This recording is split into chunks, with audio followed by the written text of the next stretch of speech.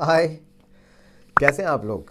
बहुत इंपॉर्टेंट चीज़ लिख रहा हूँ आप लोगों के लिए, क्योंकि कुछ तो मैंने नोट डाउन कर ही ली थी और फिर मैंने सोचा कि जब आपसे मुखातिब होऊंगा, जब आपसे मेरी बात होगी, ये जब मैं ये वीडियो रिकॉर्ड करूँगा तब आपको बताना शुरू करूँगा थोड़ा सा डिटेल में। So casting tips for an actor. Actor के लिए क्या क्या चीज़ें होना ज़रूरी हैं जब वो ऑडिशन पर जाएं, ये बहुत इंपॉर्टेंट है।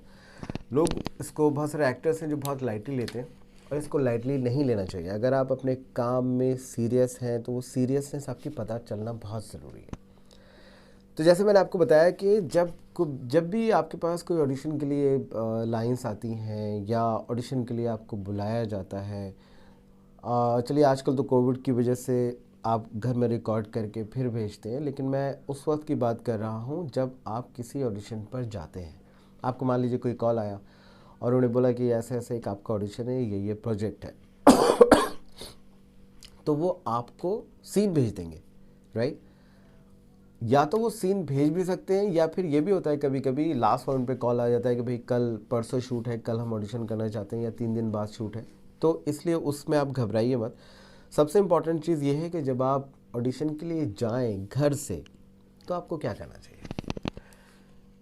ऐसा नहीं कि रैंडम गए, आपने शावर और लिया, फटाफट निकल पड़े। कुछ लोग ऐसे होते हैं कि उनको कुछ और काम होता है, लेकिन किसी ने बताया कि नहीं यार ऑडिशन है, चलो ऑडिशन पे चलते हैं, तो उन्होंने सिर्फ हाथ मुंह भी नहीं धोया, मतलब फ्रेश भी नहीं हुआ और सीधे वो निकल जाते हैं। हमेशा याद रखिए कि जब भी कभी आप ऑडिशन पे जाते हैं तो आपका लुक आपके कैरेक्टर के हिसाब से मैच होना चाहिए, जो कि हम लोग देखते हैं। और अगर आपको ऑडिशन के लिए कॉल आया है तो इसका मतलब आप शॉर्ट लिस्टेड हैं।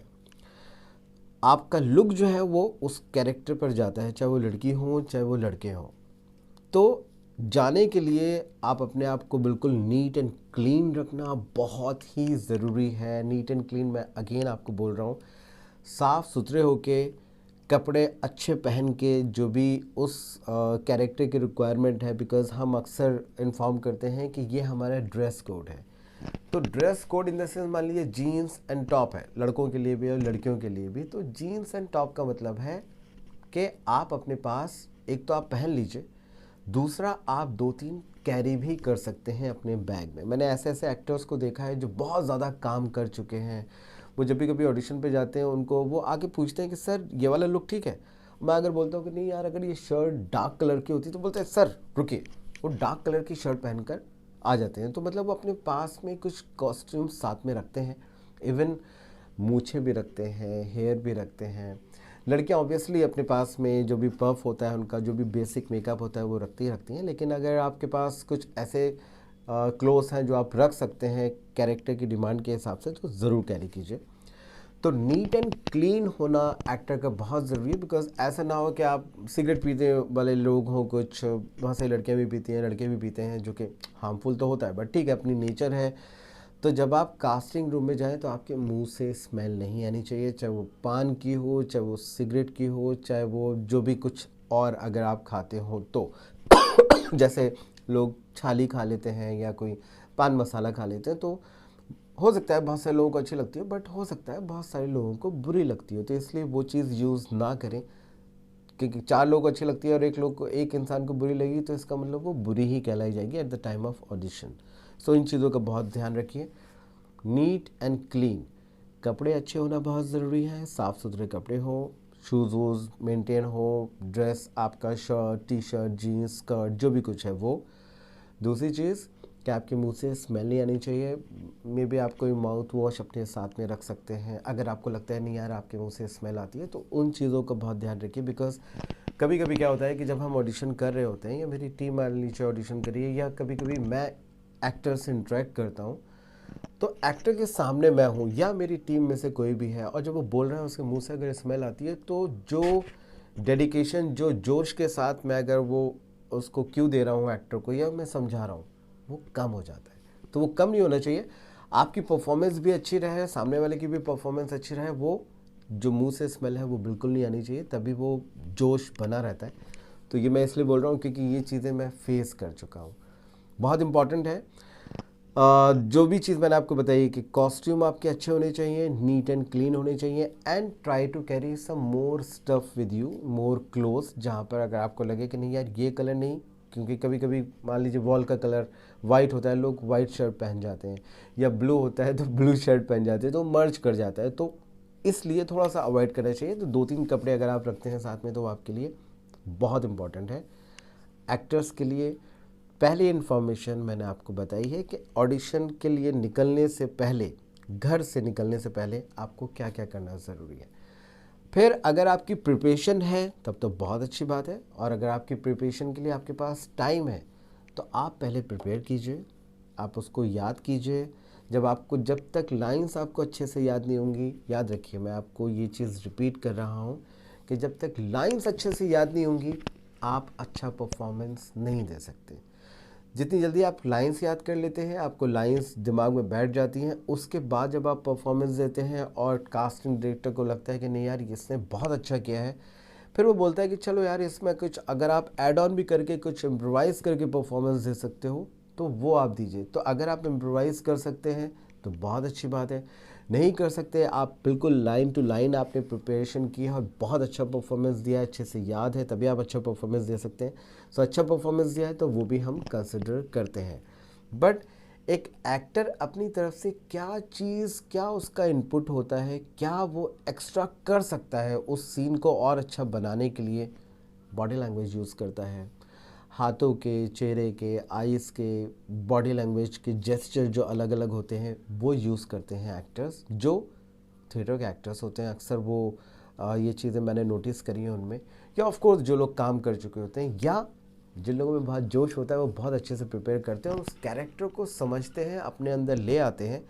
जब भी आप किसी कैरेक्टर को अपने हिसाब से परफॉर्मेंस देने के लिए जब जाएंगे आपको वो अच्छी तरह से याद होगा, और जब आप वो कैरेक्टर को फील करेंगे तो बॉडी लैंग्वेज, जेस्चर सब अपने आप आ जाते हैं। तो इसलिए प्रिपेयर अच्छे से कीजिए। अगर कोई कन्फ्यूजन होता है कि यार ये मेरी समझ में नहीं आ रहा कि इस सीन में क्या चल रहा है, यहाँ मुझे आधे सीन में तो समझ में आ गया है, इसमें एक रीज़न क्या है कि क्यों ऐसा कर रहा है ये कैरेक्टर, तो अगर या तो आपके पास कोई ऐसा आपका सीनियर एक्टर हो जो बता सके उसको आप कॉल कर सकते हैं, या फिर अगर आपके पास ऐसी फैसिलिटी नहीं है तो आप कास्टिंग टीम को, जिन्होंने आपको ऑडिशन की लाइंस भेजी हैं, यहाँ जहाँ पर आप ऑडिशन करने के लिए गए हुए हैं वहाँ पर जो टीम है उनसे आप बिल्कुल क्वेश्चन पूछ सकते हैं अपनी कंफर्ट के लिए। जो भी कास्टिंग डायरेक्टर, कास्टिंग टीम होगी, वो अगर आपको उन्होंने बुलाया है तो ये सोच के बुलाया है कि आप उस कैरेक्टर में परफेक्ट हैं, राइट। सो परफेक्ट है इसका मतलब आपकी वो बेस्ट परफॉर्मेंस रिकॉर्ड करने की कोशिश करेंगे।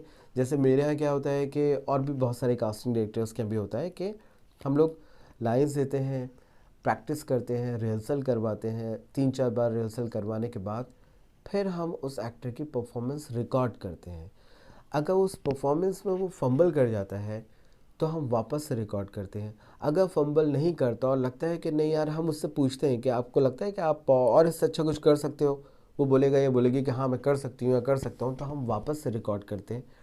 या फिर हमको लगता है कि नहीं यार ये एक और ज़बरदस्त कर सकता है, तो हम उसको वापस से ब्रीफ देते हैं कि इसमें ये चीज़ ऐड करो, ये मूवमेंट कर लो तो ये और अच्छा लगेगा। तो इसलिए आप कास्टिंग टीम या कास्टिंग डायरेक्टर से पूछ सकते हैं कि सर हमको ये सीन में थोड़ा सा ब्रीफ बता दीजिए, अगर इससे पहले क्या हुआ है ये पता चल जाए या इसके बाद क्या होने वाला है। अगर पहले का सीन, उस सीन से पहले का सीन अगर आपको पता चलेगा तो आपको ज़्यादा उसका कैरेक्टर का फील मिल जाएगा और वो आप अच्छे से परफॉर्म कर सकते हो। और आपको ये भी पता है कि इस सीन के अंदर वो ये इसलिए कह रहा है क्योंकि पहले ऐसा ऐसा कुछ हुआ है। बहुत इम्पॉर्टेंट है ये जो चीज़ें मैंने आपको बताई हैं किसी भी एक्टर के लिए बहुत ज़रूरी है। जो लोग एक्टर्स थिएटर के होते हैं उनको ज़्यादा टाइम नहीं लगता याद करने में, लेकिन जो थिएटर के नहीं होते हैं उनको भी ज़्यादा टाइम नहीं लगता अगर वो बहुत जोश के साथ में प्रिपेयर कर रहे हैं। अगर लगता है कि नहीं यार मुझे थिएटर नहीं, मैं अगर बोलूँ कि मैंने थिएटर नहीं किया है, मैं बहुत सारे एक्टर्स ऐसे होते हैं जिन्होंने थिएटर नहीं किया होता, या जो एक्टिंग वर्कशॉप से नहीं होते, या जो एक्टिंग स्कूल से नहीं होते, बट उनके अंदर इतना डेडिकेशन मैंने देखा है, इतना जोश देखा है कि उनको लाइंस दो, वो 10 मिनट 15 मिनट में प्रिपेयर करते हैं, बोलते हैं सर वी आर रेडी। तो वो डेडिकेशन आप अपना रखिए। जहाँ कहीं भी ऑडिशन पे जाएं नीट एंड क्लीन होके जाएं, मुंह से स्मेल नहीं आनी चाहिए और अच्छे से प्रेजेंटेबल बन के जाएं, बिकॉज वही आपका सबसे इम्पॉर्टेंट जेस्चर होता है, आपका प्रेजेंटेशन होता है, जहाँ पे कोई भी कास्टिंग डायरेक्टर एक्टर को देखता है लुक में, उसकी परफॉर्मेंस देखता है और फिर उसी के हिसाब से उसको शॉर्टलिस्ट करता है। आई होप कि मेरा पहला वीडियो जो कास्टिंग टिप्स जो मैंने आपको दी हैं वो आपके काम आएंगी, और इसी तरह से मैं आपको नेक्स्ट उसके बाद फिर क्या इस तरह से मैं बहुत सारी इंफॉर्मेशंस आपको देता रहूँगा जो आपके काम आने वाली है। Hope to see you soon with more informations. Bye.